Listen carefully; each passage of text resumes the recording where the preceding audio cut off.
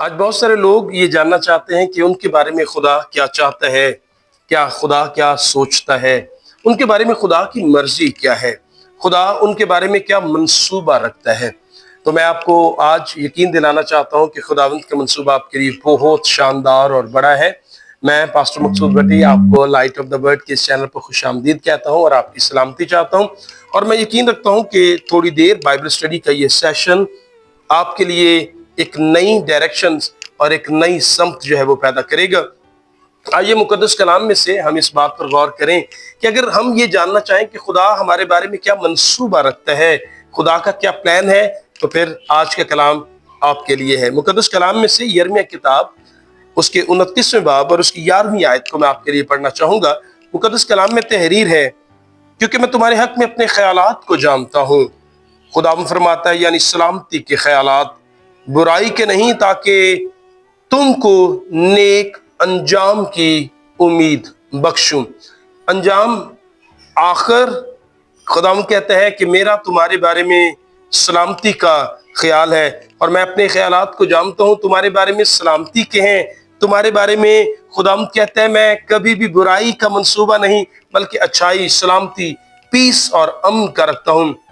اور یاد رہے، آپ اور میں جب خداوند کے کلام میں سے یہ پڑھتے ہیں کہ خداوند کے خیالات ہمارے بارے میں سلامتی کے ہیں، تو پھر بائبل مقدس میں سے جب آپ مختلف کرداروں پر، شخصیات پر جو خدا کے ساتھ منسلک لگے رہے، وابستہ رہے، جنہوں نے خدا کے ساتھ وقت گزارا، ان کے بارے میں پڑھیں تو آپ جان پائیں گے کہ خداوند نے ان کی سوچ سے بڑھ کر ان کے لیے سلامتی کا انجام بخشا۔ وہ جو کچھ چاہ رہے تھے، جو سوچ رہے تھے، اس سے کہیں بڑھ کر خداوند نے انہیں دیا۔ آپ اور میں جو کچھ سوچ رہے ہیں، خداوند اس سے کہیں بڑھ کر ہمیں دینا چاہتا ہے۔ میں ایک مثال دینا چاہ رہا ہوں۔ فار ایگزامپل، میں یہ چاہتا ہوں کہ خداوند میرے وسائل میں ایک چھوٹی گاڑی میرے پاس ہو، تو میں آپ کو یہ بتانا چاہتا ہوں خداوند آپ کے بارے میں منصوبہ کسی بڑے پلان کا، بڑی گاڑی کا ہے۔ ہم چھوٹا گھر سوچ رہے ہیں، خداوند ہمیں بڑا گھر دینے جا رہا ہے۔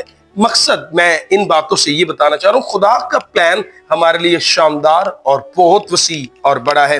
میں اس کو بائبل مقدس سے ثابت کرنا چاہتا ہوں۔ آپ کو یاد ہے جب خداوند نے بزرگ ابراہیم کو بلایا، اور وہ کلام کہتا ہے 75 سال کا تھا، اور جب ایک وقت آیا تقریباً 10 سال گزر گئے اور ملک کنعان کی سرحدوں میں وہ بود و باش کر رہا ہے، اور ابھی اس کے پاس کوئی اولاد نہیں، تو مقدس کلام میں پڑھ کر دیکھیں کہ خداوند کے حضور اس نے ایک منصوبہ اپنی بیوی سارہ کے کہنے پر بنایا، اور کلام کہتا ہے وہ ہاجرہ کے ساتھ اس نے رشتہ ازدواج قائم کیا اور اس سے اولاد پیدا ہوئی۔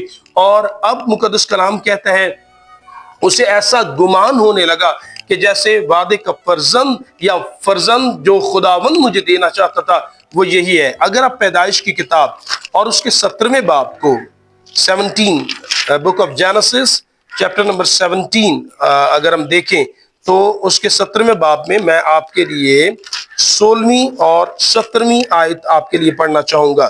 مقدس کلام میں جب خداوند نے بزرگ ابراہیم پر کلام کہتا ہے ظاہر ہوا اور اسے یہ پیغام دیا کہ تیری بیوی سارہ کے اولاد ہونے کو ہے، تو کلام میں تحریر ہے اس وقت ابراہیم تقریباً 101 برس کا، 99 برس کا، اور سارہ 90 برس کے آس پاس تھی۔ تو مقدس کلام میں لکھا ہوا ہے 17 باب 16ویں آیت 15ویں سے میں پڑھتا ہوں آپ کے لیے۔ اور خداوند نے ابراہیم سے کہا ساری جو تیری بیوی ہے سو اس کو ساری نہ پکارنا، اس کا نام سارہ ہوگا، میں اسے برکت دوں گا اور اس سے بھی تجھے ایک بیٹا بخشوں گا، یقیناً میں اسے برکت دوں گا اور قومیں اس کی نسل سے ہوں گی اور عالم کے بادشاہ اس سے پیدا ہوں گی۔ سنیے گا، تب ابراہیم سرنگو ہوا اور ہنس کر دل میں کہنے لگا کیا 100 برس کے بوڑھے سے کوئی بچہ ہوگا، اور کیا سارہ سے جو 90 برس کی ہے اولاد ہوگی؟ ابراہیم نے خدا سے کہا کاش اسماعیل ہی تیرے حضور جیتا رہے۔ کیا آپ سمجھ پا رہے ہیں میں کیا کہنا چاہ رہا ہوں؟ میں یہ کہنا چاہ رہا ہوں کہ ابراہیم ایمانداروں کا باپ ہے۔ کلام میں لکھا وہ کہتا ہے خداوند اب بس میری بیوی سارہ جس سے میں محبت رکھتا ہوں اس کے بطن سے کوئی اولاد پیدا نہیں ہوئی، اسے یہ خوشی حاصل نہیں ہوئی، وہ باچ رہ گئی اور اس نے اپنے تن سے کسی کو فیڈ، اس کو خوراک نہیں دی، وہ بچے کو اپنی گود میں کھلا نہیں سکی۔ ہاں کمی رہی، لیکن اب کیونکہ ہم بوڑھے ہو گئے، اب ہماری وہ حالت نہیں رہی جب ہم سے اولاد پیدا ہو۔ تو کلام میں لکھا ہے، خداوند سے کہتا ہے، خداوند کاش اسماعیل تیرے حضور جیتا رہے۔ تو سر میں یہی تو آپ سے عرض کر رہا ہوں، آپ اس وقت جو کلام کو سن رہے ہیں، خداوند ہماری سوچ سے بڑھ کر بڑا منصوبہ ہمارے لیے رکھتا ہے۔ اور کلام میں لکھا ہے، خداوند نے کہا خدا کے لیے کوئی کام مشکل نہیں، خدا زوراور خدا ہے۔ اور خداوند نے کہا اگلے موسم بہار میں خداوند تجھے اولاد دینے جا رہا ہے۔ اور وقت آیا جب خداوند نے خداوند نے اپنے اس وعدے کو پورا کیا، اور خداوند نے اسے اسحاق کی صورت میں اولاد بخشی۔ اور کلام میں نے کہا اسی سے وعدے کا فرزند یعنی خداوند یسوع مسیح پیدا ہوا۔ ایک طرح سے ابراہیم کیا چاہ رہا تھا؟ ابراہیم یہ چاہ رہا تھا کہ اسماعیل ہی خدا کے حضور جیتا رہے، لیکن خدا نے اسے اسحاق ایک اور فرزند بخشا ہماری سوچ سے بڑھ کر۔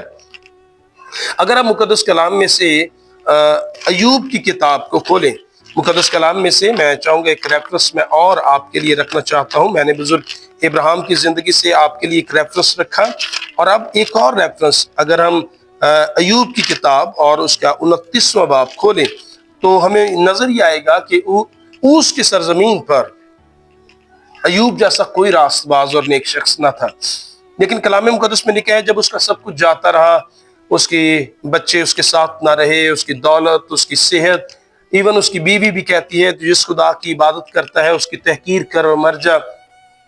تو مقدس کلام میں 29 باب دوسری آیت میں لکھا ہے، اور ایوب پھر اپنی مثل لا کر کہنے لگا، کاش کہ میں ایسا ہوتا جیسا گزشتہ دنوں میں، یعنی جیسا ان دنوں میں جب خدا میری حفاظت کرتا تھا، جب اس کا چراغ میرے سر پر روشن تھا۔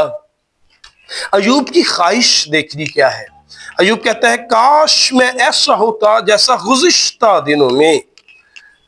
اب اس وقت اس کے بچے اس کے ساتھ نہیں، اس کی بیوی کی پوری وفاداری ایک طرح سے روحانی طور پر اس کے ساتھ وہ سٹینڈ نہیں کر رہی، کھڑی نہیں، اس کے عزیز، اس کے دوست اس کے ساتھ کھڑے نہیں۔ کلام میں لکھا ہے اس مشکل حالات میں اسے وہ دن یاد آتے ہیں، وہ کہتا ہے کاش میں ویسا ہوتا جیسے گزشتہ دنوں میں۔ دیکھیں ایوب تو گزشتہ دنوں کو یاد کرتا ہے، لیکن خدا نے آخر کار اسے کیا دیا؟ کلام میں لکھا ہے خدا نے پھر اسے جب سرفرازی بخشی تو لکھا ہے اسے اولاد بھی دی، اسے دولت بھی دی، اور کلام میں لکھا ہے جو کچھ اس کے پاس تھا اس کا 2 چند دے دیا۔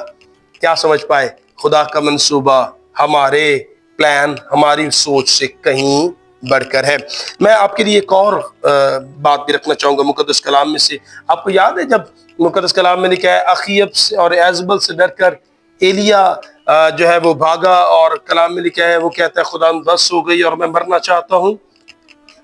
ایلیا مرنا چاہتا ہے اور کہتا ہے بس خداوند، لیکن کلام میں پڑھ کر دیکھیں وقت وہ آیا جب خداوند نے ایلیا کو زندہ آسمان پر اٹھا لیا، اور اس نے موت کا مزہ بغیر چکھے آدمی بالا پر وہ آج بھی زندہ ہے۔ کیا سمجھے؟